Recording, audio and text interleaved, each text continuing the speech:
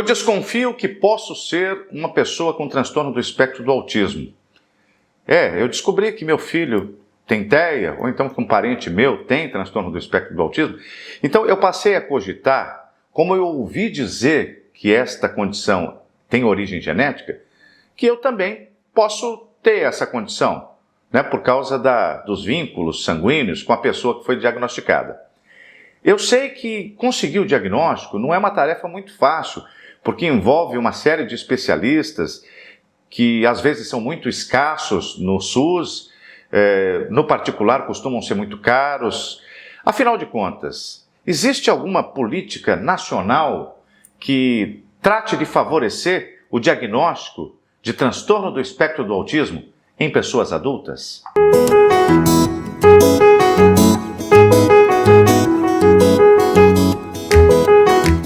Olá pessoal, meu nome é Lucélio Lacerda, eu sou advogado, especialista na defesa dos direitos das pessoas com deficiência, com ênfase no transtorno do espectro do autismo. Meus contatos profissionais estão aqui na descrição. Pessoal, não é segredo para ninguém, principalmente para a comunidade das famílias atípicas, muitas das quais fazem parte deste perfil, deste canal, que o diagnóstico tardio do autismo é uma coisa que está cada vez mais caindo em, vamos dizer, numa discriminação, num descrédito. Muita gente supõe que, como está havendo muito diagnóstico de pessoas adultas, que esses diagnósticos seriam concluídos pelos médicos por causa de uma suposta modinha. Já ouviu gente dizendo assim, está na moda diagnóstico de autismo? Eu já gravei alguns vídeos aqui no canal dizendo que, na verdade, o Brasil tem muito menos autistas do que aqueles que estão diagnosticados. Por quê? Porque tem muita gente adulta que, às vezes, a sociedade percebe que esse adulto é um pouco diferente, ele tem um jeito assim diferentão, alguns dizem que ele é meio esquisito, outros dizem que ele é sistemático, uma pessoa de difícil convivência, mas, na verdade, essa pessoa, se for submetido aos procedimentos de observação clínica corretos, aos testes corretos, vai receber o diagnóstico de transtorno do espectro do autismo. Por quê? Porque o problema do excesso de diagnóstico, ou daquilo que chamam de excesso de diagnóstico, é a subnotificação. Porque autista é um tema que só vem sendo estudado com seriedade há algum tempo, principalmente nas últimas 2 décadas. Antes tinha muito autista aí que ninguém fazia teste, você não tinha parâmetros muito consistentes para fazer essa medição, né, da existência ou não do transtorno do espectro do autismo, da manifestação ou não numa pessoa, e, portanto, esses autistas não apareciam como pessoas formalmente diagnosticadas. Hoje em dia, você está tendo muito diagnóstico de adulto, na maioria dos casos, que são obtidos através de procedimentos particulares. A pessoa contrata um psiquiatra particular, contrata um neuropsicólogo, faz uma avaliação neuropsicológica e obtém lá o diagnóstico de transtorno do espectro do autismo. Bem, se você acha que tem muito diagnóstico, pode esperar, porque agora vai ter muito mais. Por quê? Respondendo à pergunta que eu fiz no início do vídeo, porque agora o diagnóstico de pessoas adultas e idosas passa a ser prioridade, passa a ser incentivado pelo poder público. Trata-se de uma lei nova, aprovada recentemente, é uma lei do dia 12 de novembro de 2025, é a Lei 15.256, de 12 de novembro de 2025, que altera a Lei Berenice Piana para prever o incentivo ao diagnóstico da pessoa com transtorno do espectro do autismo, que seja adulta e idosa. Por que a lei não fala de criança? Porque na própria lei já tem um direcionamento priorizando o diagnóstico precoce para a criança, né? O diagnóstico precoce é para a criança. Então, essa parte de submeter as crianças, as nossas crianças brasileiras, a exames no âmbito do Sistema Único de Saúde. Exames não, né? A observações para a pessoa poder ter um diagnóstico clínico, já está no rol de prioridades. Então, como o diagnóstico das crianças, o acesso ao diagnóstico precoce, as crianças já têm, até por força de lei, agora, o que precisava mesmo é incentivar o diagnóstico de adulto, inclusive para ajudar o governo a produzir dados concretos sobre o real número de autistas que tem no Brasil. Eu opino que deva ter mais de 5 milhões, para que possam ser adotadas mais políticas públicas, para que possam ser aperfeiçoadas e aprofundadas as políticas públicas destinadas às pessoas com transtorno do espectro do autismo. E esta lei nova, que alterou a Lei Berenice Piana, ou a Lei 12.764 de 2012, ela alterou um inciso do artigo 2º. O artigo 2º institui as diretrizes da Política Nacional de Proteção dos Direitos da Pessoa com Transtorno do Espectro do Autismo. E entre essas diretrizes, eu vou enumerar para você algumas. Olha só. O inciso 1º diz que é diretriz da Política Nacional de Proteção aos Direitos da Pessoa com Transtorno do Espectro do Autismo. O inciso 1º diz o seguinte: intersetorialidade no desenvolvimento de ações e das políticas no atendimento à pessoa com transtorno do espectro do autismo. Isso aqui é o rol de diretrizes dessa política nacional ao qual eu me refiro. A participação da comunidade na formulação de políticas públicas voltadas para pessoas com transtorno do espectro do autista e o controle social da sua implantação, acompanhamento e avaliação. Significa que a sociedade civil participa desta construção, destas soluções de atenção, né, às pessoas com deficiência, às pessoas com essa deficiência em particular. A atenção integral às necessidades de saúde da pessoa com transtorno do espectro do autista, objetivando o diagnóstico precoce, o atendimento multiprofissional e o acesso a medicamentos e nutrientes. Está vendo aqui? Aqui está falando do diagnóstico precoce, criança. Aí vem o inciso 5, que fala sobre o estímulo à inserção da pessoa com TEA no mercado de trabalho, né, observadas as peculiaridades da deficiência e as disposições da Lei 8.069 de 1990, que é o ECA, Estatuto da Criança e do Adolescente, mais uma vez uma atenção focada nas crianças com TEA.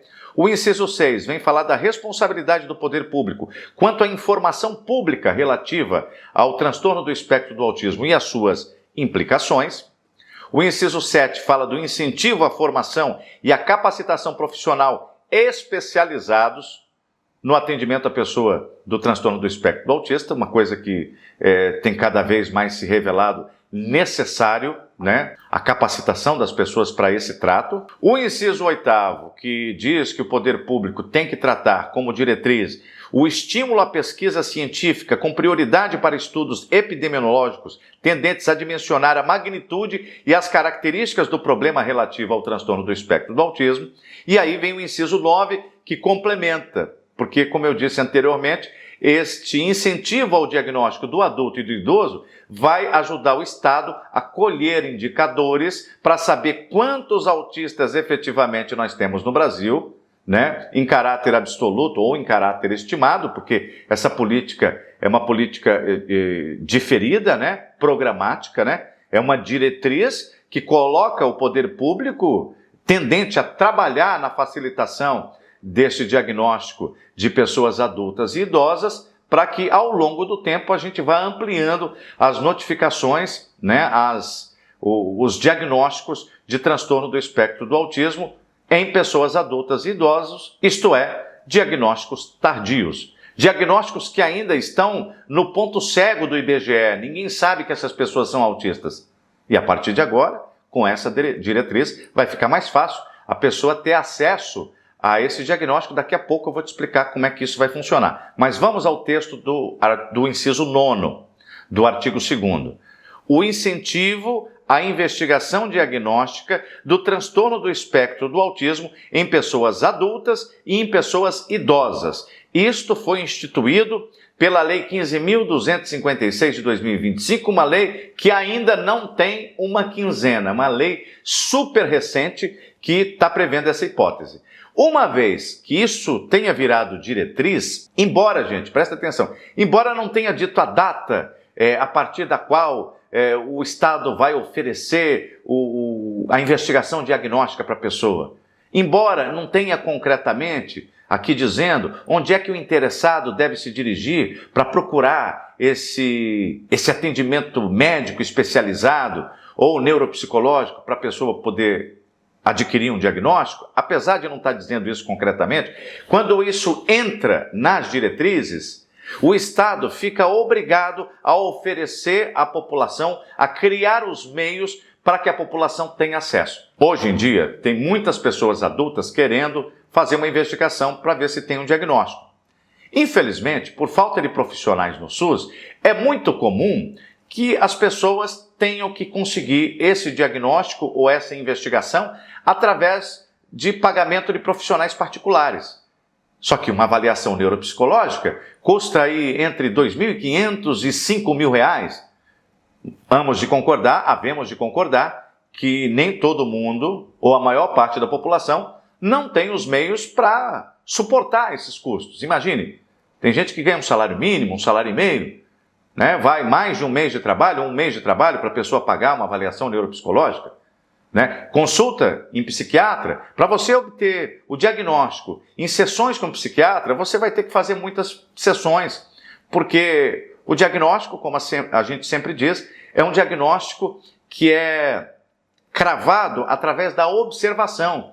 E você precisa observar muito o paciente para saber se ele tem ou não. Acredito até que o instrumento de rastreio metodologicamente mais promissor e que tem mais evidência científica para o rastreio dessa condição é a avaliação neuropsicológica. Embora no nosso sistema formal, o que tenha mais valor, por exemplo, para você utilizar num processo judicial, num processo administrativo, seja o diagnóstico oferecido pelo médico psiquiatra. Então é muito comum a pessoa ter que fazer primeiro a avaliação neuropsicológica, né, que custa entre R$ 2.500 e R$ 5.000, e depois levar essa avaliação neuropsicológica a um psiquiatra, para que esse psiquiatra, juntando as informações contidas na avaliação neuropsicológica, com mais algumas sessões com o psiquiatra, possa concluir e ratificar aquele diagnóstico psicológico dado pelo profissional da neuropsicologia. Então, você pode imaginar o quanto isso pode ficar caro, né, se você for pagar no privado. Tá, mas a lei apareceu esses dias.